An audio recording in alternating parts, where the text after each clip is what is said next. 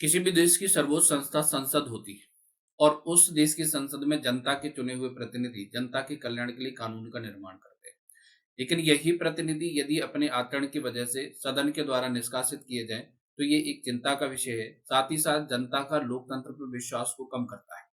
या दोस्तों, मैं संग्राम तोमर सृष्टि आईएएस के इस ऑनलाइन प्लेटफॉर्म पर आप सभी का स्वागत करता हूं। दोस्तों, आज की जो हमारी चर्चा होगी वो इसी विषय पर होगी कि आखिर संसद सदस्यों को किन कानूनों के तहत निष्कासित किया जाता है। और हम ये भी देखेंगे कि कौन-कौन से संसद थे या सांसद थे, मेंबर ऑफ पार्लियामेंट थे, जिनको पिछले वर्ष सदन से निष्कासित किया गया था। ठीक है? इसके अलावा एक बहुत ही महत्वपूर्ण कानून, जनप्रतिनिधित्व कानून जो है वो 1951 का, उसकी डिटेल्ड चर्चा यहाँ पे मेरे द्वारा की जाएगी। तो आप जुड़े रहिए। सबसे पहले हम ये चर्चा करते हैं कि जो कौन-कौन से सदस्य हैं वो निष्कासित किए गए। तो इनमें सबसे बड़ा नाम है राहुल गांधी का। राहुल गांधी को गुजरात के कोर्ट के द्वारा 2 साल की सजा सुनाई गई और उनको सदन से निष्कासित कर दिया गया लोकसभा के द्वारा। ठीक है? प्रश्न ये है कि इनको ऐसा क्यों किया गया? क्योंकि इन्होंने कर्नाटक की रैली में सभी मोदियों को चोर कहा था और इसकी वजह से गुजरात के एक पूर्णेश मोदी विधायक थे, उन्होंने इनके खिलाफ केस किया, मानहानि का केस, जो कि भारतीय संविधान के आर्टिकल 19(2) के तहत जी के तहत भी प्रतिबंधित करता है अभिव्यक्ति की स्वतंत्रता को, कि आपको फ्रीडम ऑफ स्पीच तो है, लेकिन आप किसी की मानहानि नहीं कर सकते। तो अप्रत्यक्ष रूप से इसके भी दोषी थे और प्रत्यक्ष रूप से आईपीसी की धारा 499 और 500 के तहत भी इनको दोषी पाया गया और इसकी वजह से गुजरात कोर्ट ने इनको निलंबित कर दिया। सजा होते ही इनकी संसद सदस्यता चली गई। हम ये प्रावधान देखेंगे कि आखिर कौन सा ऐसा प्रावधान है जिसकी वजह से ऐसा होता है। लेकिन इसी तरह का एक केस था अफजाल अंसारी का। बीएसपी के सांसद अफजाल अंसारी आपके गाजीपुर से विधायक थे, गाजीपुर से सांसद थे और इनकी भी सदस्यता चली जाती है। 2007 के क्रिमिनल एक्ट के तहत ये दोषी पाए जाते हैं और स्पेशल कोर्ट के द्वारा इनको 4 साल की सजा सुनाई जाती है। इनकी भी सदस्यता चली जाती है। दोनों में समानता ये है कि दोनों ही सुप्रीम कोर्ट जाते हैं और सुप्रीम कोर्ट जाने के बाद इनकी सजा पे रोक लगा दी जाती है और दोनों की सदस्यता जो होती है वो क्या हो जाती है, बहाल हो जाती है। लेकिन एक और बहुत पॉपुलर केस रहा का, जो आपने समाचारों में सुना होगा, महुआ मोइत्रा का।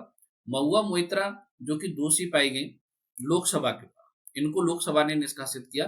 लोकसभा की आचार समिति, आधार नहीं आचार समिति ने इनको दोषी पाया और ये दोषी थी कैश फॉर क्वेरी केस में, यानी कि पैसा लेके संसद में प्रश्न पूछना।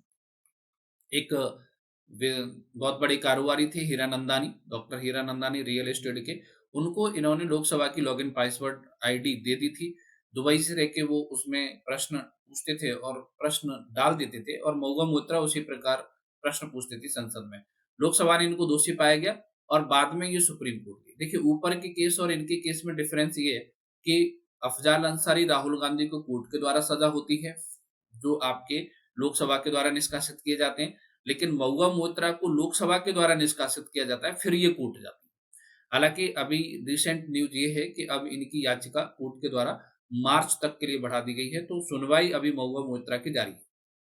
इसके अलावा एक डिफरेंट केस है, हालांकि जुड़ा हुआ है, तो मैं चर्चा कर लेता हूँ आगे, जो आपके दल बदल से जुड़ता है। बसपा द्वारा एक, बसपा के ही सांसद हैं दानिश अली, जो कि काफी चर्चा में रहे थे, क्योंकि वही दानिश अली हैं जिनको भाजपा के एक सांसद रमेश बिधूड़ी ने संसद के अंदर ही काफी उल्टा सीधा बोला था और ये उससे काफी दुखी थे। पार्टी लाइन से अलग चलने के कारण, यानी कि इनका झुकाव कांग्रेस की तरफ ज्यादा था सदन के अंदर, तो बसपा प्रमुख मायावती ने इनको निकाल दिया, लेकिन इनकी लोकसभा की सदस्यता नहीं गई। क्यों? इस पे हम आगे चर्चा करेंगे। लेकिन इससे पहले हम ये देखते हैं कि कौन से ऐसे प्रावधान हैं जिनसे सदस्यता जाती है। तो बहुत ही सिंपल सी बात है कि 6-7 ऐसे प्रोविजन हैं, जैसे लाभ का पद, यानी कि आर्टिकल 102 और 191 में ये लिखा है कि अगर कोई संसद सदस्य, मेंबर ऑफ पार्लियामेंट और अगर कोई एमएलए, जो कि 191 में वर्णित है, लाभ के पद पे पाया जाता है तो उसकी सदस्यता चली जाएगी। अगर कोई व्यक्ति दोहरी सदस्यता प्राप्त करता है लोकसभा राज्यसभा की, तो भी सदस्यता उसकी चली जाती है। न्यायालय द्वारा ही अगर चुनाव को अमान्य घोषित कर दिया जाए तो भी उसकी सदस्यता चली जाएगी। सदन द्वारा अगर उसका निष्कासन कर दिया जाए तो भी उसकी सदस्यता चली जाएगी। 10वीं अनुसूची के तहत यदि कोई दल बदल का दोषी पाया जाता है तो भी सदस्यता चली जाएगी। लोक प्रतिनिधित्व अधिनियम 1951 के आधार पर अगर कोई दोषी है तो भी उसकी सदस्यता चली जाएगी और किसी सदस्य को राष्ट्रपति या राज्यपाल बना दिया जाए तो भी इसकी सदस्यता चली जाएगी। सिंपल सी बात है। अगर कोई मेंस में प्रश्न आता है कि संसद सदस्यता जाने के आधार बताइए, तो आप इन 6-7 बिंदुओं को बहुत आसानी से लिख सकते हैं। 5 नंबर के जो प्रश्न हैं, उसमें ये आंसर एकदम फिट बैठता है। आगे हम इन पे डिटेल में चर्चा करते हैं कि जो आपका आर्टिकल 102 और 191 में आखिर और क्या-क्या लिखा है। पहला ये बोलता है कि लाभ का पद। लाभ का पद क्या होता है? लाभ का पद ये होता है कि कोई सदस्य कहीं और से वेतन भत्ता प्राप्त कर रहा हो, चाहे वो सरकारी कंपनी हो, चाहे वो प्राइवेट कंपनी हो। लेकिन अगर कोई लाभ के पद का दोषी पाया जाता है, तो राष्ट्रपति ही इसका निराकरण करेंगे। राष्ट्रपति इसको हटाएँगे आर्टिकल 103 के तहत। राष्ट्रपति इलेक्शन कमीशन ऑफ इंडिया को जाँच के लिए भेजेंगे। ईसीआई इस पे विचार करेगा, रिपोर्ट राष्ट्रपति को देगा और राष्ट्रपति उस रिपोर्ट के आधार पर अपना निर्णय सुनाएँगे और राष्ट्रपति का निर्णय है वो अंतिम होगा। हालाँकि आप कोर्ट में चैलेंज कर सकते हैं, ठीक है? इसके बाद जो दूसरा प्रावधान है वो विकृत चित्त का है, अनसाउंड माइंड का है। अगर आपका दिमागी संतुलन सही नहीं रहता तो भी आपकी सदस्यता जा सकती है। आप यदि दिवालिया हो गए हैं, यानी कि बैंक करप्ट हो गए हैं, आपने लोन लिया है, नहीं भरा है, तो भी आपकी सदस्यता जा सकती है।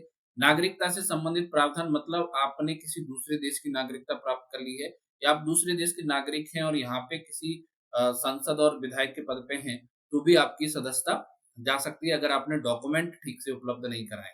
ठीक है? सदन द्वारा बनाए गए कोई कानून अगर है और उसके तहत यदि आप अयोग्य ठहराए जाते हैं, जैसे दल-बदल कानून 1985 और आरपीए एक्ट 1951 के तहत दोषी पाए जाते हैं, तो आपकी सदस्यता चली जाएगी। ये आर्टिकल 102 और 191 में लिखा है। अब हम बात करते हैं कि दोहरी सदस्यता की वजह से सदस्यता कैसे जाती है। मान लीजिए कि आप लोकसभा और राज्यसभा दोनों से चुने जाते हैं और आपने 10 दिन के अंदर ये डिसाइड नहीं किया कि किस सदन में आपको रहना है, तो आपकी राज्यसभा सदस्यता चली जाती है, जो कि संभवतः फोकट में प्राप्त होती है। ठीक है, आप फोकट नहीं कह सकते, हाँ, कुछ लोगों को मिलती है। हाँ, एक ही सदन में अगर आप सीटों पर चुने जाते हैं, जैसे लोकसभा में ही आप 2 जगह से चुने गए, अहमदाबाद और वाराणसी, आप मतलब मोदी जी। तो आपने एक सदस्यता का त्याग नहीं किया, तो आपकी दोनों सदस्यता चली जाएँगी। मोदी जी समझदार थे, इन्होंने क्या किया, वाराणसी की सदस्यता चुनी, अहमदाबाद की त्याग दी, ठीक है?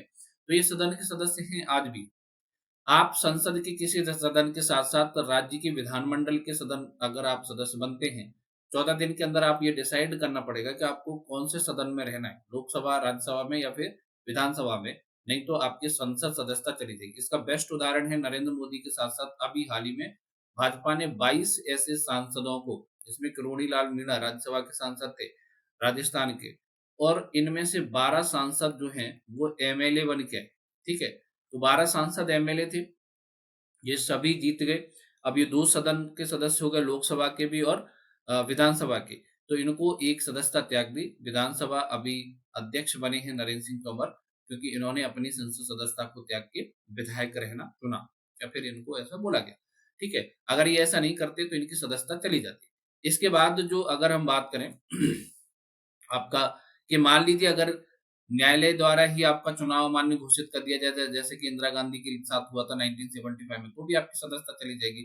सदन द्वारा आपको निष्कासित कर दिया जाए, महुआ मोत्रा इसका उदाहरण है, 2023 में इनकी सदस्यता चली गई, ठीक है। किसी सदस्य को राष्ट्रपति या राज्यपाल बना दिया जाए, तो इसका बेस्ट उदाहरण है आपके प्रणब मुखर्जी, 2012 में कैबिनेट मंत्री थे, लेकिन इनको राष्ट्रपति बनाने के बाद ये सदन के सदस्य नहीं रहे। इसके बाद हमारा जो अगला महत्वपूर्ण प्रावधान है वो है दल बदल, ठीक है।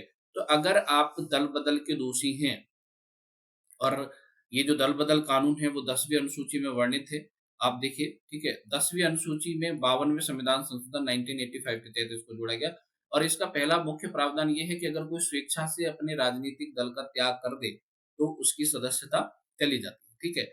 लेकिन अगर दानिश अली की हम बात करें तो इनकी सदस्यता नहीं गई, मैंने अभी ऊपर चर्चा की, क्यों? क्योंकि इनको पार्टी ने निष्कासित किया और ये दल बदल के किसी भी प्रावधान में इनको ये नहीं आते थे, इसलिए इनकी सदस्यता बच गई।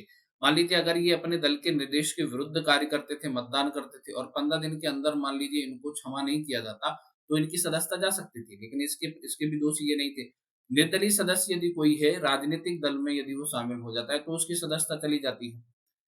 मनोनीत सदस्य, नॉमिनेटेड मेंबर यदि कोई है राज्यसभा का या फिर किसी और जो आंग्ल इंडियन, हालांकि अब वो प्रावधान हट गया, 6 माह बाद अगर वो किसी दल में शामिल होता है तो भी उसकी सदस्यता चली जाती है।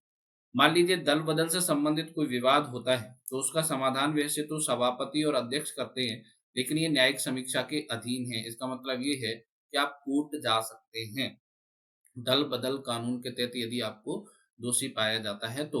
और देखिए भारत में तो ऐसी परंपरा है कि दल बदल हो या फिर कोई और हो, ज्यादातर डिसीजन है वो भारत में कोर्ट के द्वारा ही किए जा रहे हैं। अब हम चर्चा करते हैं भारत का सबसे महत्वपूर्ण जो एक अधिनियम है, लोक प्रतिनिधित्व अधिनियम 1951। इसमें टोटल की बात करें तो इसमें भाग 11 है और ये धारा जो है वो 171। संसद सदस्यों को इसके भाग 2 की अध्याय 3 की धारा 8, 9, 10 और 11 के तहत निलंबित किया जा सकता है। ठीक है। धारा 8 इसमें महत्वपूर्ण है और उसमें भी 8(1) ये कहती है अगर कोई संसद सदस्य या फिर विधानसभा सदस्य किसी अपराध का दोषी पाया जाता है, चाहे वो भारतीय दंड संहिता हो, चाहे वो आतंकवाद निवारण हो, सिविल अधिकार संरक्षण हो, सीमा शुल्क विवाद हो, या फिर भ्रष्टाचार निवारण एक्ट के तहत दोषी पाए गए हैं, या फिर विदेशी मुद्रा अधिनियम के तहत पाए गए हैं, तो आपको निलंबित किया जा सकता है तो तत्काल प्रभाव से। यहाँ पे अफजाल अंसारी और राहुल गांधी आईपीसी की धारा के तहत दोषी पाए गए थे 1860 के तहत, इसलिए उनको जो है उनकी सदस्यता चली गई थी। 8(2) ये कहती है, इसकी जो धारा 8(2) है वो ये कहती है कि अगर आप मुनाफाखोरी के दोषी पाए जाते हैं, जमाखोरी करते हैं, आप मिलावट करते हैं खाद्य और औषधि में किसी भी प्रकार का, आप यदि दहेज प्रतिषेध अधिनियम 1961 के तहत दोषी पाए जाते हैं, तो भी आपकी सदस्यता चली जाएगी। और इसमें 8(3) बहुत ही इंपॉर्टेंट धारा है और ये कहती है कि अगर 1 व 2 के तहत आप दोषी पाए जाते हैं, तो आपको 2 वर्ष या 2 वर्ष से अधिक की सजा यदि होती है, तो कारावास की सजा काटने की तारीख से तुरंत, देखिए एक तो सबसे पहले आपकी उसी दिन से, जिस दिन आप दोषी पाए गए उसी दिन से सदस्यता खत्म, और सजा जब खत्म होगी उसकी तारीख से आप 6 साल तक चुनाव नहीं लड़ सकते। प्रश्न ये है कि मान लीजिए अगर जुर्माना लगा हो तो जुर्माना लगा हो तो भी आप 6 साल तक चुनाव नहीं लड़ सकते, उसी जिस दिन आप पे जुर्माना कोर्ट ने लगाने की बात की। लालू प्रसाद यादव अभी तक चुनाव नहीं लड़ पाए इसी धारा की वजह से। राहुल गांधी हालांकि दोषी पाए गए थे, सदस्यता चली गई थी, लेकिन अभी ये सदस्यता इनकी बहाल कर दी गई। इसमें एक और महत्वपूर्ण धारा थी, वो थी 8(4). 8(4) थोड़ी सी विवादित धारा थी, इसलिए कोर्ट के द्वारा, सुप्रीम कोर्ट के द्वारा लिली थॉमस बनाम भारत संघ में इसको निरस्त कर दिया। क्या था इसमें प्रावधान? प्रावधान ये था कि अगर कोई व्यक्ति दोषी पाया जाता है तो उसी उसी समय से निलंबित तो नहीं होगी उसकी सदस्यता, बल्कि उसको 90 दिन का समय दिया जाएगा अपील करने के लिए, और तब तक उसकी सदस्यता बनी रहेगी। तो कोर्ट ने इसको सही नहीं माना और ये धारा निरस्त कर दी गई। ठीक है। धारा 9 ये कहती है कि अगर कोई संसद सदस्य या कोई व्यक्ति भ्रष्टाचार या अभक्ति की वजह से केंद्र सरकार या राज्य सरकार के पद से हटा दिया जाता है, तो भी उसकी सदस्यता चली जाएगी। आपका धारा 10 और इम्पोर्टेंट है, वो ये कहती है, लाभ के पद से ही जुड़ी हुई है, कि यदि आप किसी सरकारी कंपनी के अधीन किसी पद पे कार्यरत हैं, लाभ के पद पे हैं, तो आपकी सदस्यता चली जाएगी। 10 का ये कहता है कि अगर आपने निर्वाचन का लेखा-जोखा दाखिल नहीं किया है, तो इलेक्शन कमीशन ऑफ इंडिया की सिफारिश पर आपकी सदस्यता चली जाएगी। धारा 11 ये कहती है कि अगर आपकी सजा को कम ज़्यादा करना है, हटाना है या कम करना है, तो इसका डिसीजन निर्वाचन आयोग के द्वारा लिया जाता है, सिवाय 8 का के तहत। हालाँकि मैंने इस क्लास में 8 का की चर्चा नहीं की है, क्योंकि उसमें अलग से भी प्रावधान थे, जो कि अ, सुप्रीम कोर्ट, हाई कोर्ट उसको देखते हैं, इलेक्शन कमीशन ऑफ इंडिया उसको नहीं देखता। ये कुछ ऐसे प्रावधान थे जिनकी वजह से संसद सदस्यों की सदस्यता जाती है। आइए हम इस बात पे चर्चा करते हैं कि पीएससी या यूपीएससी में किस प्रकार का प्रश्न इससे बन सकता है। प्रीलिम्स की बात करें तो डायरेक्ट आर्टिकल्स आपसे पूछे जा सकते हैं, 101, 102 और साथ ही साथ 103 आर्टिकल। आरपीए की धारा 8(3) बहुत इंपॉर्टेंट है, ये भी डायरेक्ट जो है वो फैक्ट के रूप में आपसे पूछी जा सकती है। मुख्य परीक्षा में आपसे ये पूछा जा सकता है कि भारतीय संविधान के तहत संसद सदस्यता जाने के आधार क्या हैं, और इससे जुड़े कानूनी प्रावधान के हालिया प्रकरणों के संदर्भ में विश्लेषण कीजिए। तो जो भी आपको केस स्टडी और जो कानून बताए हैं, उनका आप उल्लेख करते जाइए और इस प्रश्न का बेहतर आंसर आप इस क्लास से लिख पाएंगे। तो उम्मीद करता हूँ आज की ये क्लास आपको समझ में आई होगी। मैं आपके समक्ष नेक्स्ट क्लास में किसी अगले मुद्दे के साथ फिर से हाजिर होऊँगा। तब तक के लिए धन्यवाद। नमस्कार।